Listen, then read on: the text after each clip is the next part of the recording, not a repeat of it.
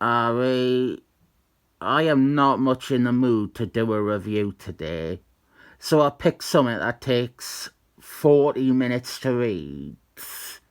And this is Excellent Men, the early years, number 6. It is a 90s series that was reprinting 60s stories. It has a new cover that I am sure you will all hate, but I won't get into that because I didn't much feel like being negative on a day when I am already feeling negative. This is reprinting a Stanley Lee and Jack Quimby Excellent Men issue. This is Excellent Men 6 from May of 1964. The issue where they met Seaman. Our Silver Age Excellent Men, for those that somehow don't know, were Cyclist, Snowman, Wingman, the Smurf, the Oar, and Dr. X, their mentor figure. Most of the original Excellent Men stories were not very varied. Most of them had the team fighting Mr. Magnets and his evil brotherhood of evil muties of evil. The most appealing thing is we get to see early appearances from The Flash and Charlotte Witch before they switched sides and became heroes. But I cannot say that the Silver Age Excellent Men, their team roster, their stories, were ever that great. A lot of people see Excellent Men as the title that Stanley Lee and Jack Quimby weren't that into. They were not doing their best stuff on Excellent Men. They were using the good ideas in other books.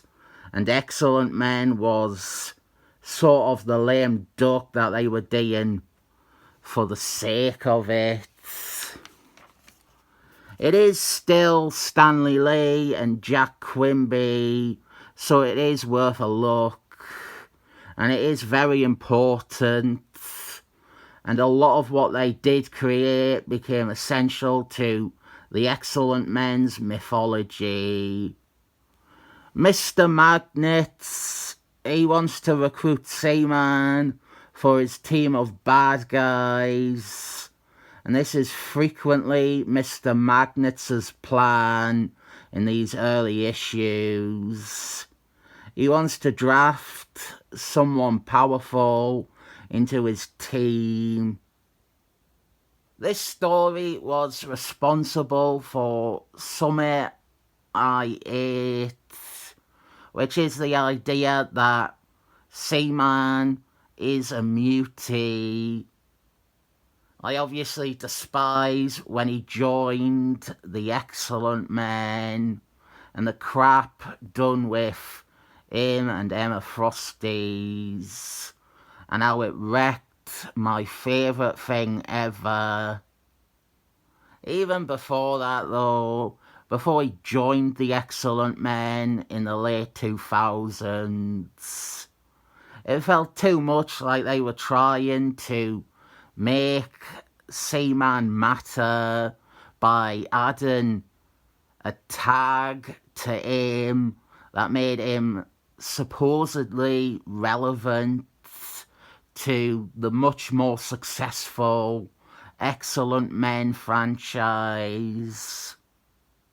I think it really started with Jason Byrne, who identified him as a mutie on the covers, which spilled over to later on when they kept referring to him as the first mutie, which is a problem unto itself.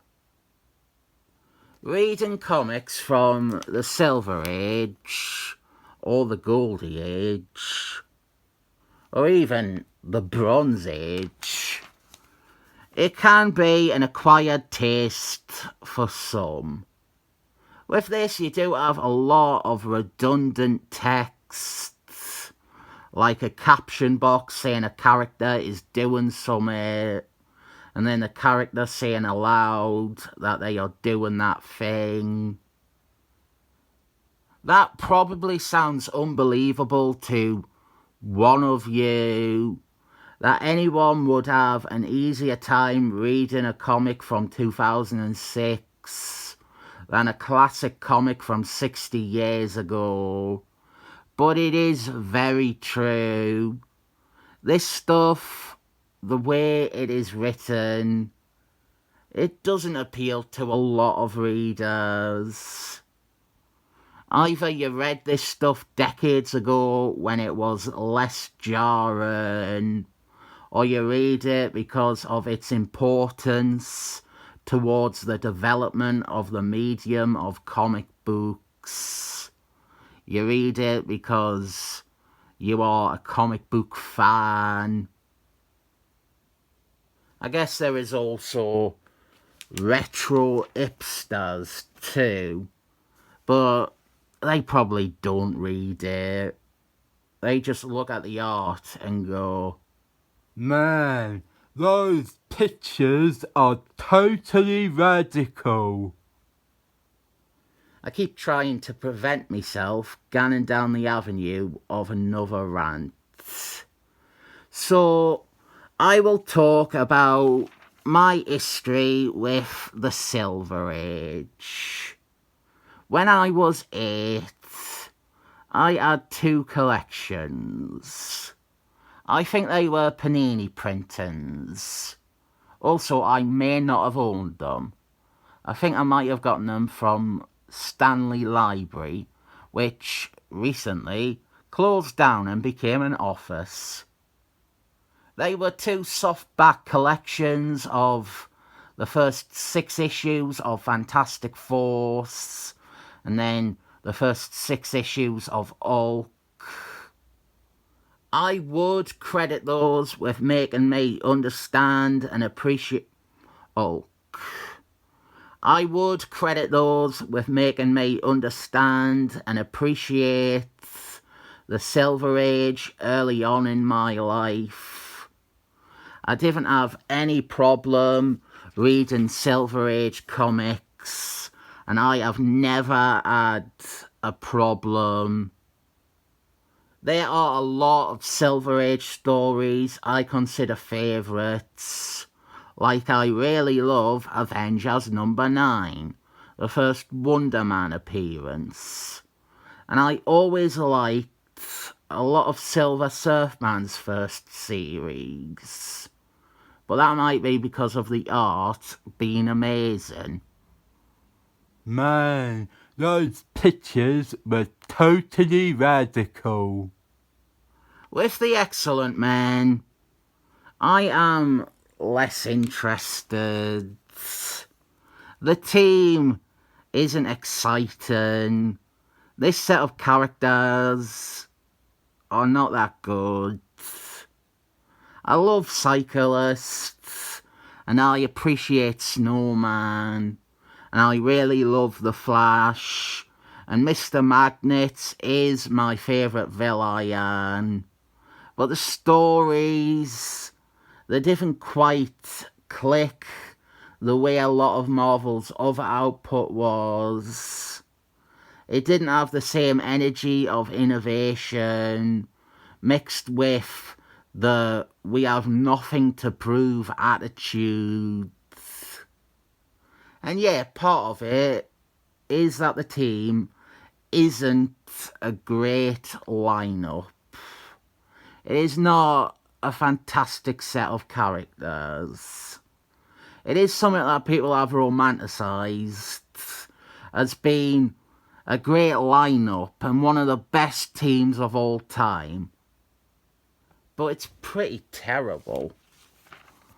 We also have the repetitive nature of every second issue being, oh no, Mr. Magnets is up to his old tricks again. And something like this one, it does allow us to see the Excellent Men fight Seaman, but it's not that brilliant. If you want a far better Silver Age issue where the hero fights Seaman, go check out Daredevil issue 7. That would be another Silver Age story. I would say it is a favourite. That one makes the basic concepts of hero fights Seaman so much more than a little encounter that doesn't really matter. As I said near the top of the video, the most interesting thing in Silver Age Excellent Men has always been the early appearances of Charlotte Witch and the Flash. You look for stuff that rhymes with their eventual choice to become Avengers. We also, right at the end, we show the original cover, and it is a good Jack Quimby piece, although the colours are a bit messed up in this printing, particularly Mr. Magnets and company in the distance.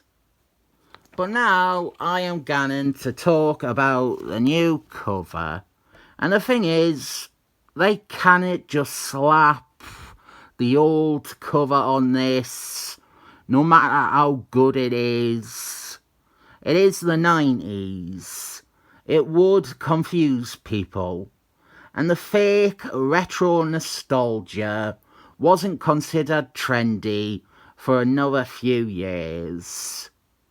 I think this is a completely decent cover, independent of it not really being in the same style of the contents of the issue. This is a cover that serves its purpose of reinterpreting the original story through a lens for a comic on the shelf in 1994. And obviously, it doesn't compare to Jack Quimby, nothing can. The story is alright. It's a 7 thumbs up.